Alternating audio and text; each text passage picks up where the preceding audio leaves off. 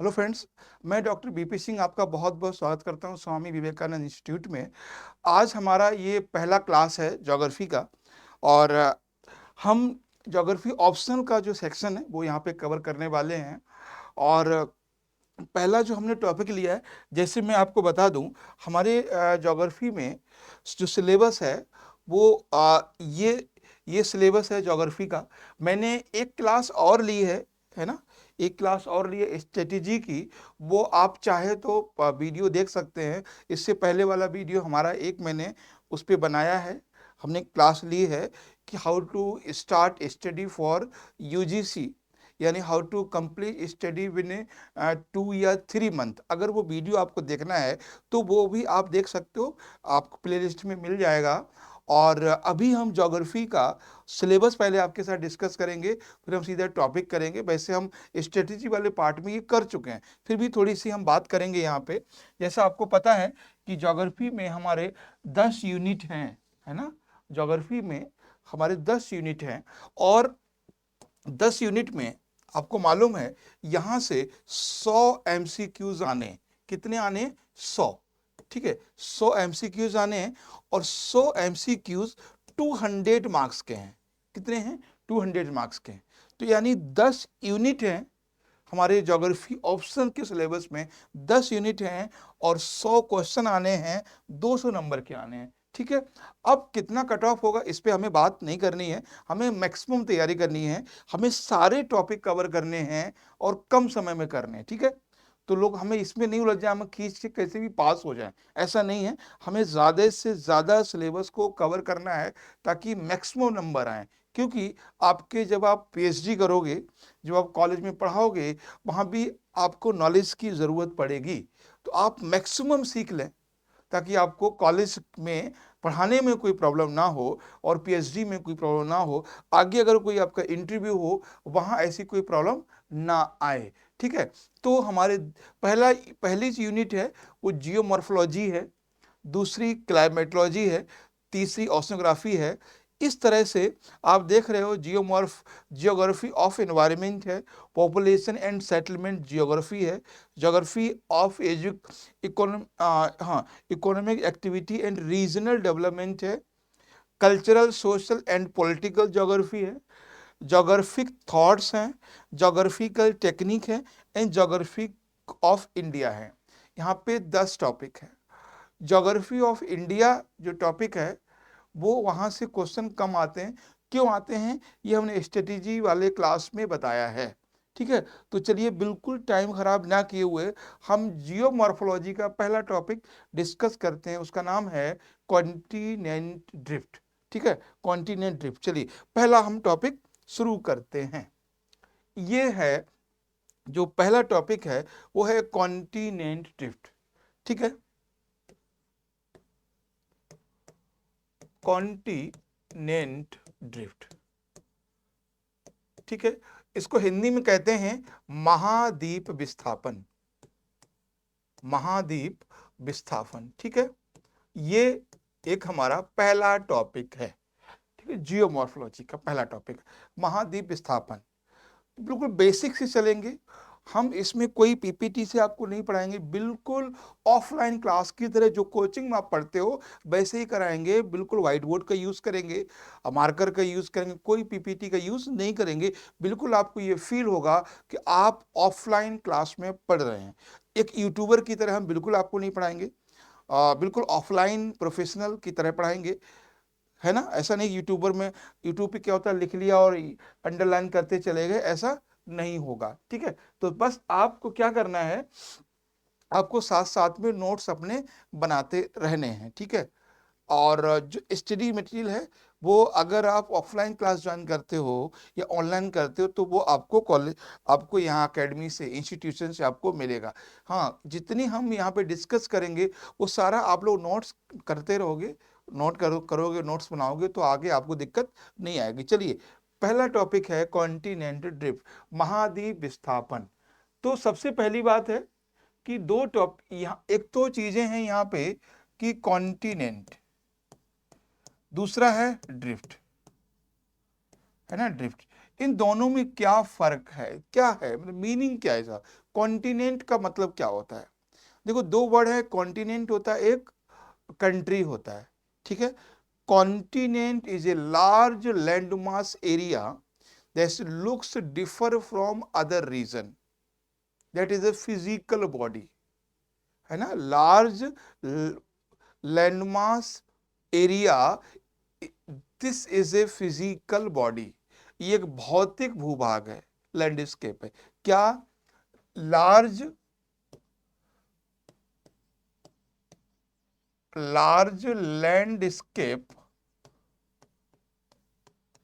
Landscape या large land mass area, है ना, एक बहुत बड़ा भूभाग है। हम बात कर रहे हैं, सिंपल समझा रहे हैं कि what is a continent. Continent क्या होता है? तो कॉन्टिनेंट बहुत बड़ा भूभाग है जो और रीजन से डिफरेंस दिखता है, डिफरेंट दिखता, अलग दिखता है, ठीक है। और ये एक भौतिक इकाई है, ठीक है। तो दो तीन बातें हैं। तो लाइक एक तो चलो यहाँ पे समझ लेते हैं कि चलो यहाँ से शुरू करते हैं। Continent, continent is a large landmass area, ठीक है। एक लार्ज लैंडमास एरिया है, that is a physical body, physical body है ये, ठीक है। फिजिकल बॉडी है, that looks differ from other, या हाँ, तो ये एक क्या है? That is a natural body, also is a natural body, sorry, natural body, है ना। Have variety in biodiversity, biodiversity, ठीक है। ये है। तो what is a continent? Continent की परिभाषा सुनिए। एक लार्ज लैंडमास एरिया है, फिजिकल बॉडी है, नेचुरल बॉडी है, variety, that have variety biodiversity, इसमें एंड वैरायटी ऑफ क्लाइमेट, है ना। और क्लाइमेट में भी वैरायटी पाई जाती है। तो महाद्वीप एक ऐसा भाग होता है जो बड़ा भूभाग है, भौतिक भूभाग है, प्राकृतिक है, जिस पे कई प्रकार की बायोडाइवर्सिटी होती है और कई प्रकार की जलवायु होती है। ये हम नॉर्मली एक कॉन्टिनेंट को कह सकते हैं, ठीक है। भौतिक और नेचुरल का मतलब ये है कि इसमें कोई पॉलिटिकल एस्पेक्ट्स नहीं होता है, इसमें फिजिकल एस्पेक्ट होता है। जैसे मान लीजिए, अगर हम बात करें हिमालय की, अगर हम बात करें अरावली की, ठीक है। तो अगर हम बात करते हैं जैसे अरावली की, है ना, अगर हम बात करते हैं विंध्याचल की, तो ये क्या है? ये भौतिक हैं, फिजिकल हैं। अगर हम वही बात करेंगे आगरा की, अगर हम बात करेंगे जयपुर की, है ना, अगर हम बात करेंगे दिल्ली की, तो क्या है? ये सारी की सारी पॉलिटिकल बॉडी है। तो जो नेचुरल हैं या जो फिजिकल हैं वो अलग एस्पेक्ट्स में आते हैं, और जो पॉलिटिकल है वो अलग हैं। तो जितने भी कॉन्टिनेंट हैं, there all physical body, all natural body. कभी आपने नहीं सुना होगा कि एशिया का प्रधानमंत्री ये है, कभी आपने नहीं सुना होगा कि अफ्रीका का प्रधानमंत्री ये है, ठीक है। या कभी आपने सुना है कि दक्षिणी अमेरिका का प्रधानमंत्री ये है? क्यों? क्योंकि south America is a continent, south America एक कॉन्टिनेंट है, एक महाद्वीप है, एक फिजिकल बॉडी है। आप ध्यान से देखिएगा कि आप ये देखिए, आपको ये अलग दिखाई दे रहा है ना, डिफर है, ये इससे अलग ये है, इससे अलग ये है, कोई आपस में जुड़ा हुआ नहीं है। बस यूरोप है वो थोड़ा सा जुड़ा हुआ है, ठीक है। तो हमने कहा कि large land mass area looks differ from other region that have variety in climate and biodiversity, that is a continent. अब शायद क्लियर हो गया होगा आपका कि कॉन्टिनेंट क्या होता है। अब बात करते हैं नेक्स्ट, नेक्स्ट पॉइंट पे था कि ड्रिफ्ट क्या होता है। ये तो हो गया हमारा कॉन्टिनेंट, है ना। अब बात करते हैं ड्रिफ्ट क्या होता है। ड्रिफ्ट, है ना। ड्रिफ्ट क्या है? देखो, ड्रिफ्ट का मतलब होता है अगर कोई चीज किसी पर तैर रही है, फ्लोट कर रही है ना। Floating of a body is called as a drift. Hindi में कहते हैं इसको प्रवाह या विस्थापन। मतलब जब कोई वस्तु, जब कोई चीज विदाउट कंट्रोल मूव करती है या विदाउट कंट्रोल फ्लोट करती है, that is called as a drift. तो ये बातें थी महाद्वीप विस्थापन सिद्धांत के बारे में। कुछ बेसिक बेसिक बात यही थी कि ये कॉन्टिनेंट, कॉन्टिनेंट ड्रिफ्ट, ड्रिफ्ट, ठीक है, इज ए हाइपोथेसिस। एक ये संकल्पना है।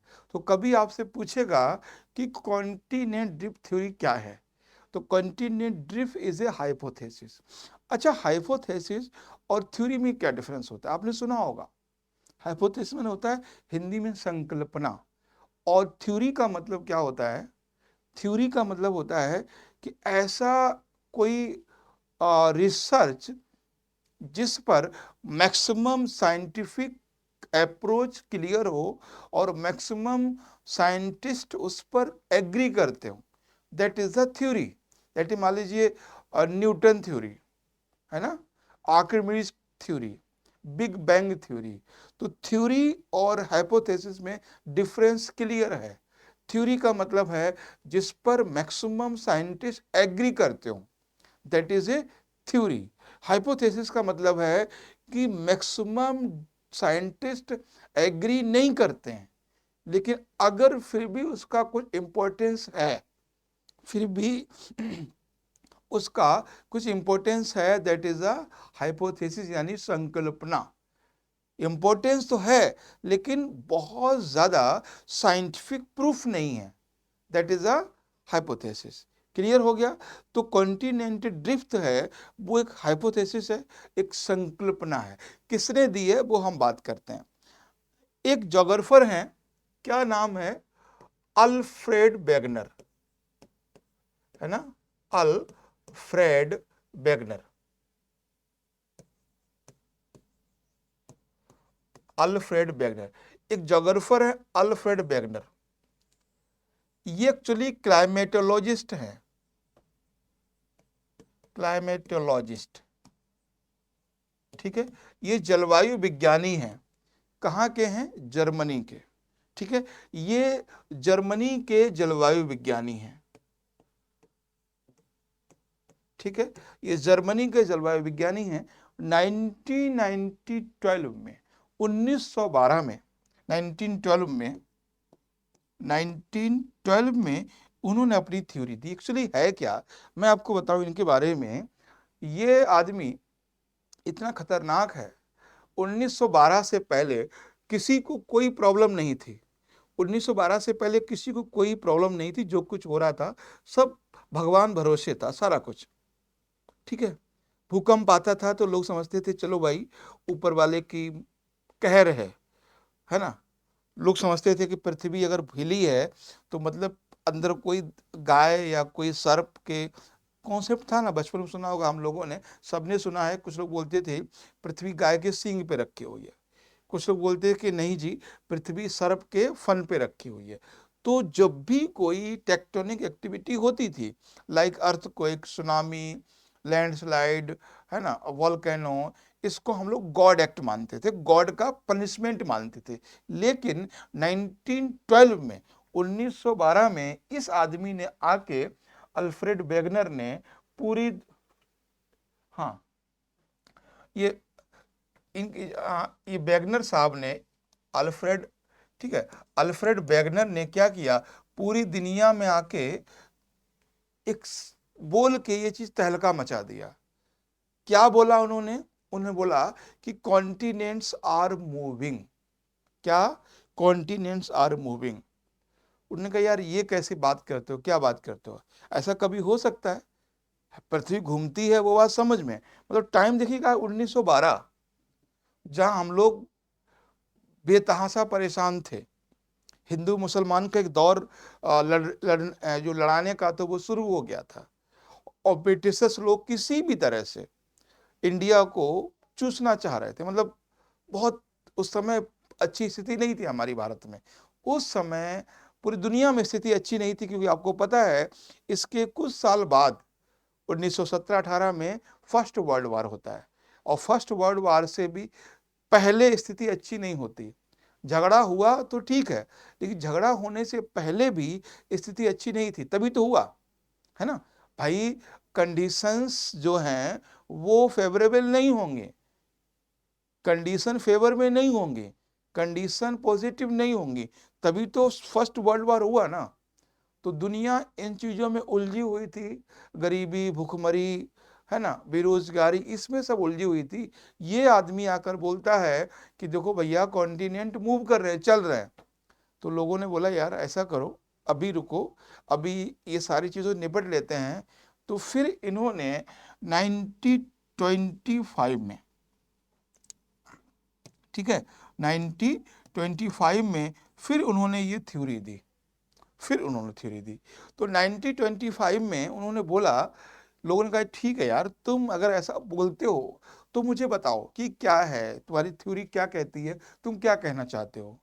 तो उन्होंने theory the.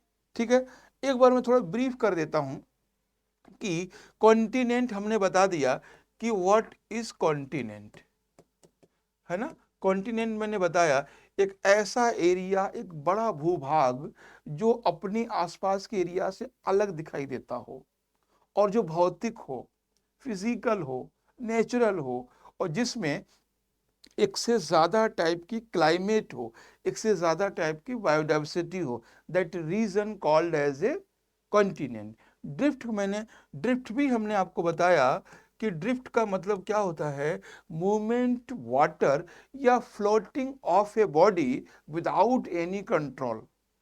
Floating of a body without any control, कोई बॉडी जो बिना बिना कंट्रोल के फ्लोट करती है, तैरती है, उसको हम कहते हैं ड्रिफ्ट। ठीक है, तो ये है। अब बात करते हैं कि ये अल्फ्रेड वेगनर भाई साहब ने क्या किया, एक थ्योरी दी, थ्योरी सोच के नहीं, हाइपोथेसिस दी, संकल्पना दी, विचार दिया अपना। ठीक, अब ये कौन है, क्लाइमेटोलॉजिस्ट हैं, ये ध्यान रखना। ये क्वेश्चन कई बार पूछा गया है, 2013 में पूछा गया है, एक बार यूपीएससी पूछा गया है कि what is the object, what is the objective of, या what is the purpose of, what is the aim of, या व्हाई कॉन्टिनेंट ड्रिफ्ट केम, है कॉन्टिनेंटल जो हाइपोथेसिस है वो क्यों आया, what is the purpose, purpose क्या था आपका। तो ध्यान रखना पर्पस को, ये क्वेश्चन बहुत बनता है। मैं पर्पस आपको यहाँ को बता दूं, ये आया था क्लाइमेट चेंज को जानने के लिए, to know about climate change, because Alfred Wegener is a climatologist, एक जलवायु विज्ञानी है। कहाँ के हैं? जर्मन के हैं। ठीक है, जर्मन के जलवायु विज्ञानी है। तो वो क्या कर रहे थे, ये पूरी दुनिया का क्लाइमेट स्टडी कर रहे थे। मैं थोड़ी बात कराता हूँ, बात करता हूँ इनकी। ठीक है, ये अल्फ्रेड वेगनर साहब क्या थे, पूरे दुनिया पर, ठीक है, आप इसको समझते रहना। अल्फ्रेड वेगनर पूरे पूरे दुनिया का, पूरे खासकर प्लेट, इस रीजन का क्लाइमेट स्टडी कर रहे थे। यानी नॉर्दर्न पोल का अल्फ्रेड वेगनर क्लाइमेट स्टडी कर रहे थे।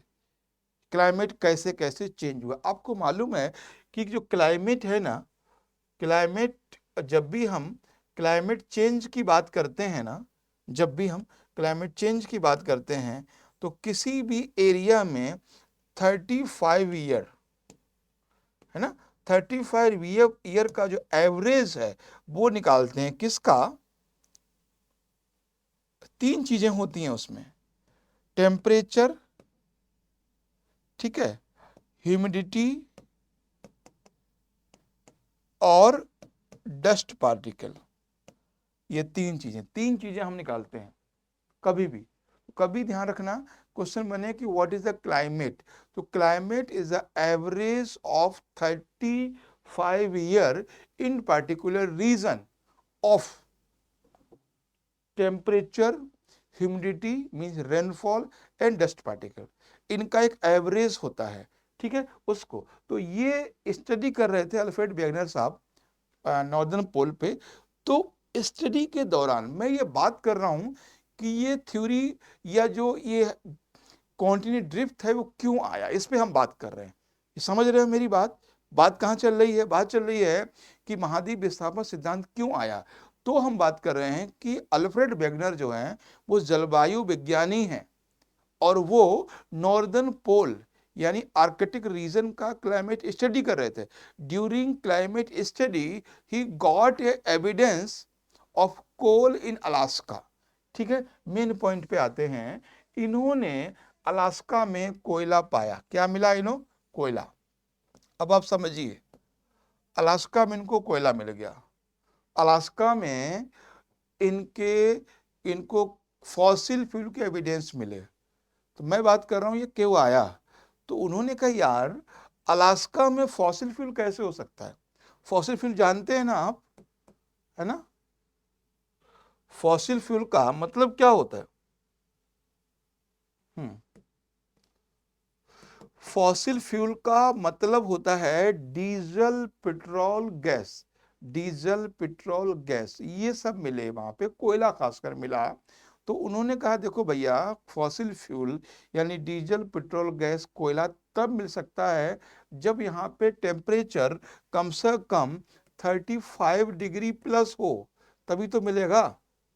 अरे देखो बहुत सीधी सी बात है, अगर देखो अगर टेम्परेचर होगा, ठीक है, टेम्परेचर अगर ज्यादा होगा तो रेनफॉल होगा, ठीक है, यानी वाइब्रेशन होगा फिर रेनफॉल होगा।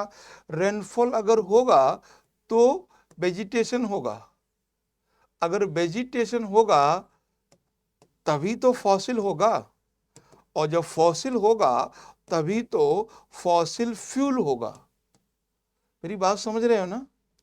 जब किसी एरिया में टेम्परेचर, मान लीजिए जब टेम्परेचर होगा, मान लीजिए टेम्परेचर होगा किसी एरिया में 5 डिग्री या -10 डिग्री, इस समय क्या, तो उस समय रेनफॉल होगा क्या? नहीं होगा। रेनफॉल नहीं होगा तो वेजिटेशन होगा क्या? नहीं होगा। वेजिटेशन नहीं होगा तो फॉसिल होगा क्या? नहीं होगा। अगर फॉसिल ही नहीं होगा तो फॉसिल फ्यूल कैसे होगा? तो मतलब क्या है, उनको ये बात समझ में आई, क्या या तो ये हो सकता है कि इस एरिया में 35 डिग्री कभी टेम्परेचर रहा हो, और वो संभव नहीं था। 35 डिग्री टेम्परेचर पॉसिबल नहीं है, क्योंकि एक चीज मैं आपको बताऊं कि एक ज्योग्राफी में एक टर्म होता है क्लाइमा। क्लाइमा शायद आप समझते होंगे, क्लाइमा, सॉरी, क्लाइमा। और क्लाइमा एक ग्रीक वर्ड है, इसी क्लाइमा से ही बना है क्लाइमेट, ठीक है। क्लाइमा की इंग्लिश इंग्लिश मत देखना, क्योंकि क्लाइमा इंग्लिश का वर्ड नहीं है, वो ग्रीक वर्ड है। और क्लाइमा का मतलब होता है angle of sun rays. Angle of sun rays यानी सूर्य की किरणें, सूर्य की किरणें, ठीक है। तो उन्होंने कहा कि यार जो हाँ, उन्होंने कहा जैसे ये पृथ्वी है ना, तो पृथ्वी पर जो सूर्य की एंगल है, सूर्य यहीं पर तो होता है, इसी एरिया में तो होता है 90 डिग्री, यानी ट्रॉपिक ऑफ कैंसर और ट्रॉपिक ऑफ कैप्रिकॉर्न। इसी एरिया में सूर्य 90 डिग्री हो सकता है, इसके आगे नहीं होगा। इसको यानी सूर्य जो 90 डिग्री सूर्य कभी यहाँ पर नहीं होगा, कभी नहीं होगा। अगर 90 डिग्री यानी जो क्लाइमा है ना, क्लाइमा का समझते हैं ना, जैसे ये है, अगर मान लीजिए यहाँ पर ये सूर्य है, तो ये जो एंगल बनेगा ना रोशनी का, इसको हम बोलते हैं क्लाइमा। तो जब सूर्य यहाँ पर है तो क्लाइमा यहाँ पर है, और सूर्य यहाँ पर है तो क्लाइमा यहाँ पर है, यहाँ पर है तो यहाँ पर है, ठीक है। तो जहां जहां सूर्य होगा वहां उसका क्लाइमा बनेगा। तो उन्होंने कहा कि ऐसा कभी नहीं हो सकता कि यहां पर कभी क्लाइमा रहा हो, यानी सूर्य कभी यहां पर वर्टिकल रहा हो, ये कभी हो ही नहीं सकता। ये सब जानते हैं, वो भी जानते हैं, है ना, क्योंकि जो पृथ्वी का जो रेवोल्यूशन है ना, या रोटेशन है, वो चेंज नहीं होगा, वो सेम है। ये कंफर्म है कि 90 डिग्री कभी सूर्य यहाँ पर हो ही नहीं सकता, ना यहाँ हो सकता है। 90 डिग्री सूर्य कहाँ पर होगा? Between Tropic of Cancer and Tropic of Capricorn.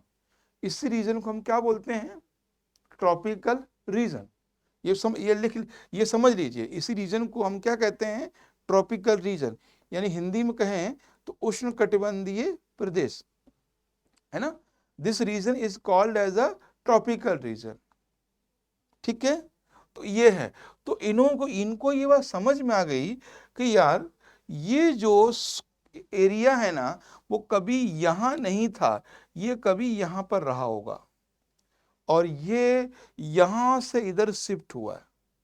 इनके मन में ये समझ में आ गया। तो इन्होंने कहा कि जिस तरह से अलास्का शिफ्ट हुआ है, उस तरह से और भी रीजन शिफ्ट हुए होंगे, और यही इन्होंने कॉन्सेप्ट अपने माइंड में बनाया और दुनिया को बताया। यही कॉन्सेप्ट, यही हाइपोथेसिस, यही संकल्पना क्या कहलाई? Continental drift. तो उन्होंने कहा कि देखो कि जो, अब बात करते हैं थ्योरी पे आ जाते हैं। तो ये तो समझ में आ गया कि ये थ्योरी क्यों आई थी।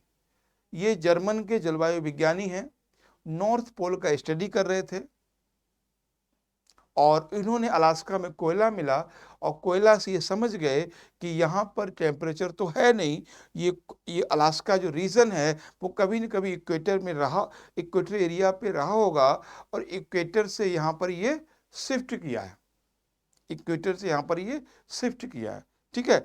इसलिए ये ऐसा है, यहाँ पे कोयला है, वरना नहीं होना चाहिए था। अब बात करते हैं यहाँ पे थ्योरी की। थ्योरी उन्होंने क्या दी? उन्होंने कहा देखो भैया, उन्होंने थ्योरी दी कि उन्होंने कहा आवर क्रस्ट, हमारी जो क्रस्ट है ना, वो हमारी जो क्रस्ट है, जो भूप्रपर्टी है, यानी हमारा जो ऊपरी भाग है, ठीक है, सॉरी, हमारा जो ऊपरी वाला भाग है ना, हाँ, हमारा ये ऊपरी भाग है ना, ये वाला, सॉरी, हाँ, ठीक है, हाँ, उन्होंने कहा ये ऊपरी वाला भाग जो है ना, अच्छा चलो इसको हटा देते हैं, हाँ, ये जो भाग बना, ये वाला, ये प्लेटों से बना है, और इसके अंदर जो था ये मैग्मा है, ये मैग्मा है, और ये मैग्मा पे तैर रहा है, ठीक है। ये उन्होंने बोला कि हमारा जो सरफेस है वो सभी आपस में एक साथ मिले थे। अब हम सीधे सीधे बात करते हैं कि वेगनर साहब ने क्या हाइपोथेसिस दी है ना, क्या दी है? उन्होंने कहा our continents in initially phase was in a single body। ध्यान समझिएगा, our present continents, our present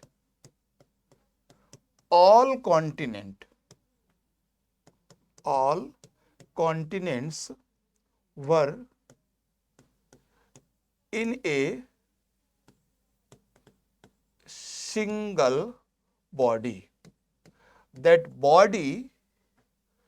that body was called as called as Pangaea. ठीक है, कॉल्ड एज पेंजिया। ये पॉइंट आया निकल के। बात समझ में आ गई मेरी कि उन्होंने कहा कि जो प्रेजेंट, अब हम बात करें सिर्फ थ्योरी की, थ्योरी वो क्या कहते हैं, देखो सॉरी हाइपोथेसिस की वो क्या कहते हैं। हाइपोथेसिस का मतलब होता है खुद इंसान कहता है अपने हिसाब से और सारी बातें हमें सुननी होती हैं। क्या कह रहा है, पहले वो कह रहे हैं कि वो कह रहे हैं जितने भी, ठीक है, जितने भी यहाँ पे ये कॉन्टिनेंट हैं, सॉरी, है ना, जितने भी ये कॉन्टिनेंट हैं, अभी जो आपको ये मैप दिख रहा है ना, ये वाला मैप, ये पूरा का पूरा एक था। उन्होंने कहा कि जितना जो हमें आज का जो वर्ल्ड का मैप दिख रहा है वो सभी आपस में एक थे। ठीक है, और एक थे, उस बॉडी का नाम उन्होंने क्या बताया है, उन्होंने बताया है पेंजिया। उन्होंने कहा कि देयर इज ए पेंजिया, यहाँ एक पेंजिया हुआ, और ये एक पेंजिया का नाम दिया उन्होंने। तो उन्होंने क्या बोला कि देयर इज ए पेंजिया, एक पेंजिया है ना, एक पेंजिया है, एक पेंजिया है। एक बार मैं नया ले लेता हूं। उन्होंने कहा कि देयर इज ए पेंजिया, एक पेंजिया है। ठीक है, एक बड़ा भूभाग है जो चारों ओर से जल से घिरा है। ठीक है, चारों ओर से जल से घिरा है। क्या, जल से घिरा है। तो that is a large landmass area that surrounding the water body. अब हम बात कर रहे हैं थ्योरी की।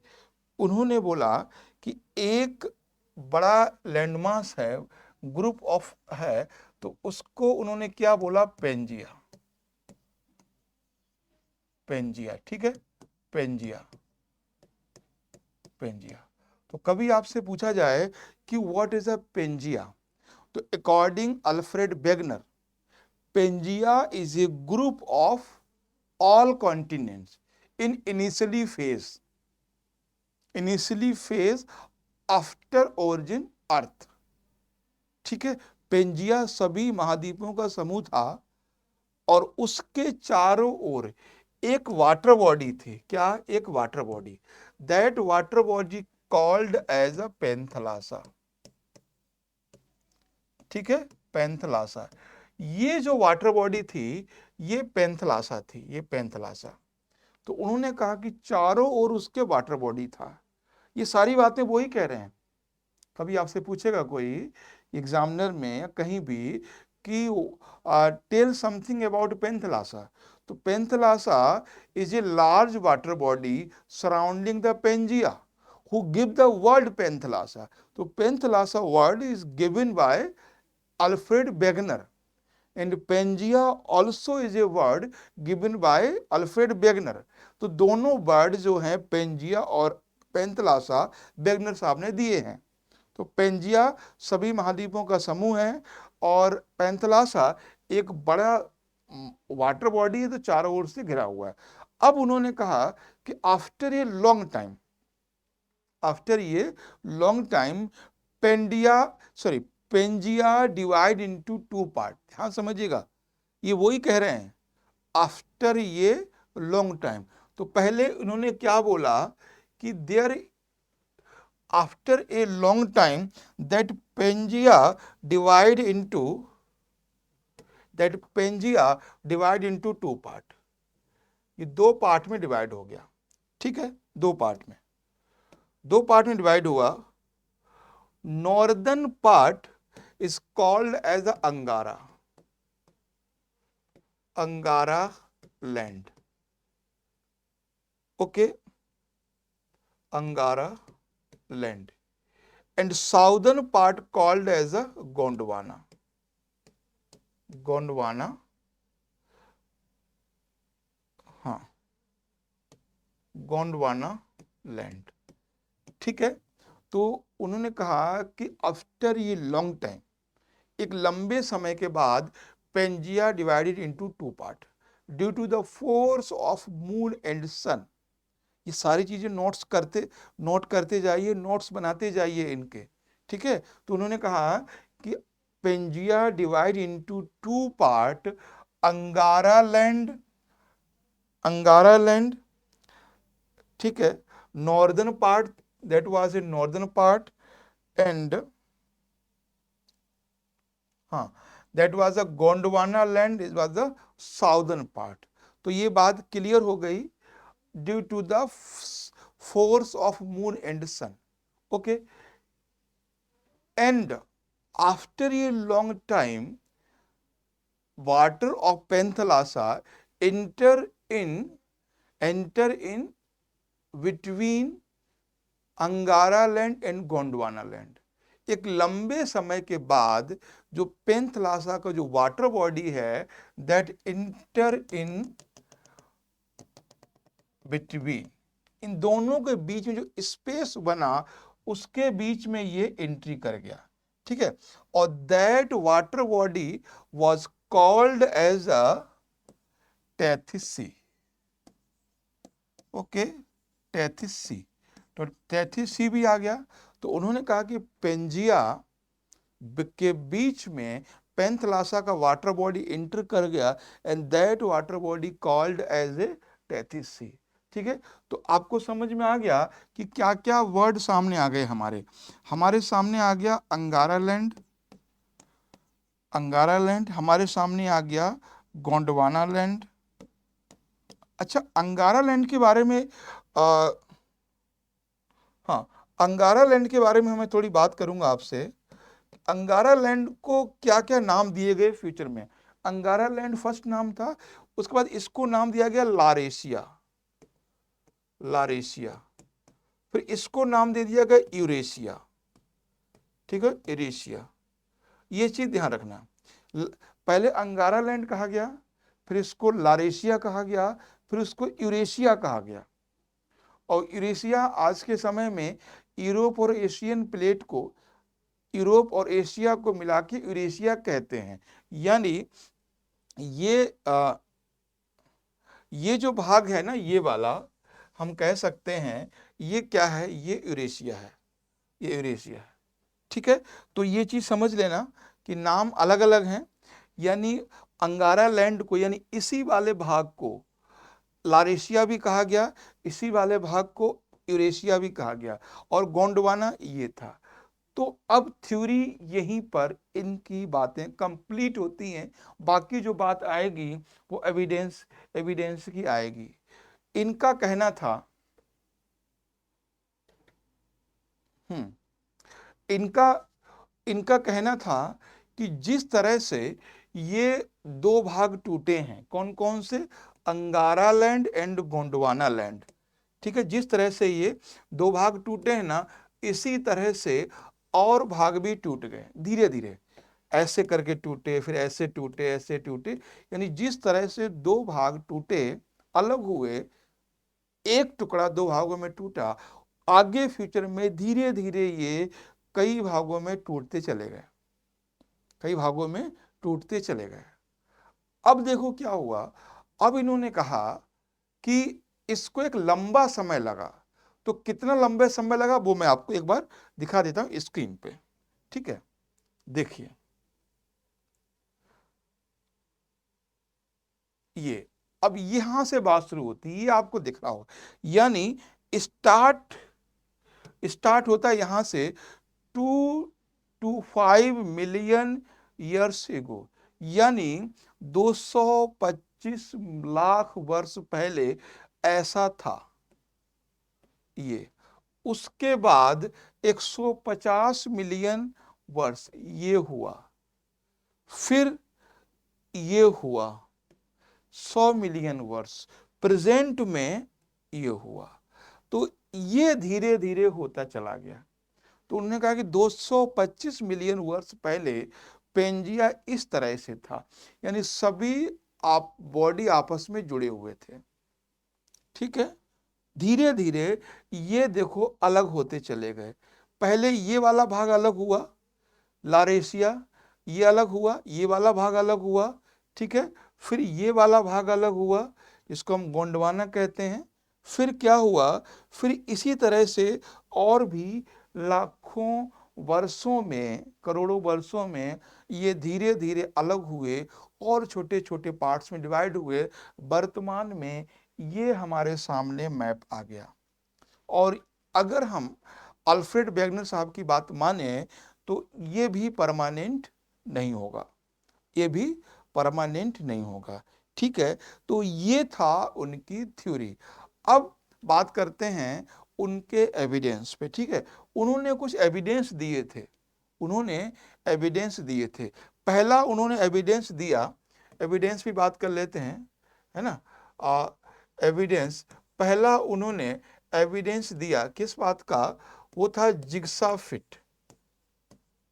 जिग्सा फिट, जिग्सा फिट दिया पहला। जिग्सा फिट समझते हैं? जिग्सा फिट का मतलब ये होता है कि उन्होंने कहा देखो भैया, अगर आप इस अफ्रीका को साउथ अमेरिका से मिलाओगे ना, जैसे ये है, आप देख रहे हो यहाँ पे ये आपस में मिल जाएगा। तो जिग्सा फिट पहला उनका एविडेंस था। लोगों ने कहा कि ठीक है, आपने ये तो दे दिया, लेकिन भाई हमें प्रूफ तो दो ना, कैसे किया आपने? ये बस आप बोलते चले गए, हम मानते चले जाएं। ठीक है, तो एक काम करते हैं, इनके एविडेंस भी हैं और इनके कुछ क्रिटिसिज्म भी हैं। इसके लिए हम एक वीडियो और बनाएंगे आपके लिए, तो अच्छे से क्लियर हो जाएगा, क्योंकि ये मेन टॉपिक है और इसको जल्दबाजी में करना ठीक नहीं है। इसका हम पार्ट 2 लेकर आएंगे। पार्ट 2 में हम बताएंगे कौन कौन से उन्होंने एविडेंस दिए हैं और क्या क्या इस थ्योरी की लिमिटेशंस हैं और क्या क्या इस पे क्वेश्चन बन सकते हैं। ठीक है, हम इस पे क्वेश्चन भी लेकर आएंगे और वो सेकंड पार्ट में होंगे। तो ठीक है, हम लोग सेकंड पार्ट पे मिलते हैं इनके एविडेंस के साथ और इनकी लिमिटेशंस के साथ, और कुछ इंपॉर्टेंट बातें और करेंगे कॉन्टिनेंटल ड्रिफ्ट थ्योरी के बारे में। थैंक यू, तो कल मिलते हैं।